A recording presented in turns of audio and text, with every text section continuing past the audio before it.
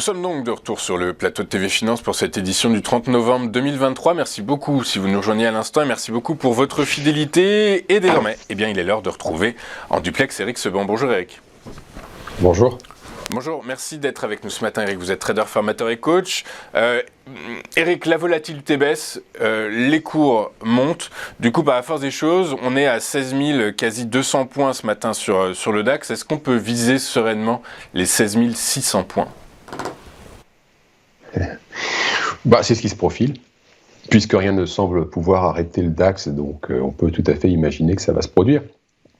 On en parlait déjà la semaine dernière, la semaine d'avant. Est-ce qu'on peut atteindre 16 000 ? Est-ce que ça peut continuer de monter ? On a bien vu qu'après la petite zone de latéralisation dans laquelle il a évolué la semaine dernière, il est sorti par le haut. Je vous mentionnais deux résistances qui étaient les premières zones où on pouvait imaginer un arrêt.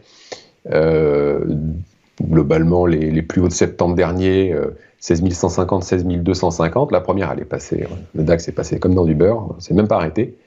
Et puis là, on est sous la deuxième, pour le moment, parce que en fait, on voit un DAX qui remonte en ligne droite tout le mois de novembre et qui gomme la baisse de septembre, la baisse d'octobre.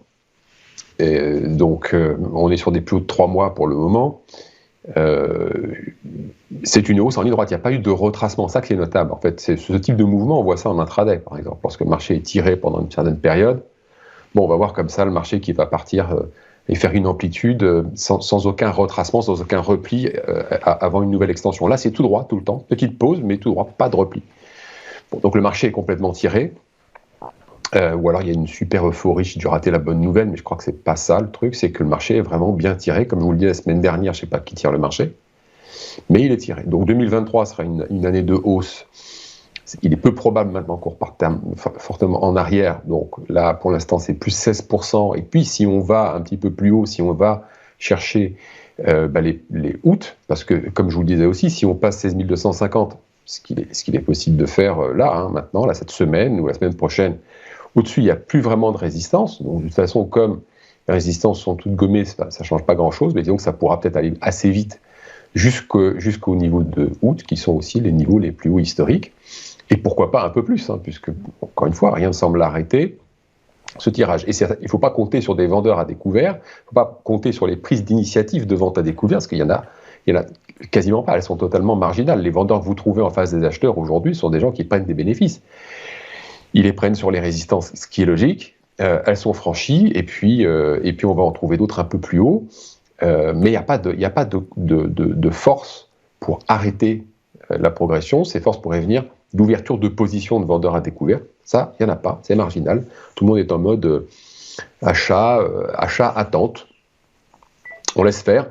En tout cas, si on a envie de jouer un retracement, tous ceux qui auraient l'envie de prendre ce type de position sont en attente de voir justement d'abord un arrêt et puis un signal chartiste, un signal technique, les deux peut-être.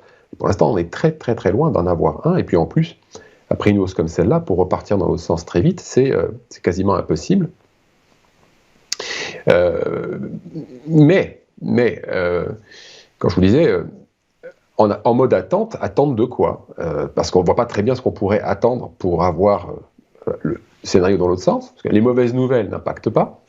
On a quand même un climat qui reste anxiogène, même si certaines choses deviennent les affaires courantes, la vie courante. La guerre, la vie courante, c'est pas un truc, je sais pas. Mais bref, il y a pas mal de choses qui font qu'on n'est quand même pas avec des perspectives super encourageantes. Et pourtant, ça monte.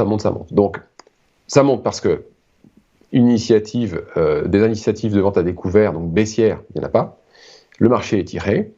On attend quoi ? On attend de finir l'année 2023 sur des plus hauts. Les plus hauts de l'année, voire donc 18% de hausse, voire un peu plus. Et puis, on attend en fait que ceux qui tirent le marché s'arrêtent de le tirer, tout simplement. Parce que si c'est une grosse manipulation qui est en place, dès qu'on va constater que tout le monde va commencer à arrêter de se protéger, va commencer à se découvrir, on va commencer à acheter un peu moins d'options de vente, on va se dire que finalement... tout va bien et que ça ne sert plus à grand-chose de se couvrir. Et puis en fin d'année, ça peut se comprendre, parce qu'en définitive, vous faites une belle année, vous arrêtez d'acheter des protections qui coûtent cher, vous augmentez la performance annuelle, par ici les bonus. Donc tout est parfait pour attendre qu'on se découvre. C'est ce qu'on va regarder dans la volatilité. La volatilité sur les options put, si elle continue de baisser sur les plus hauts, c'est pas bon signe, ça s'appelle la complaisance, 2019, je vous rappelle.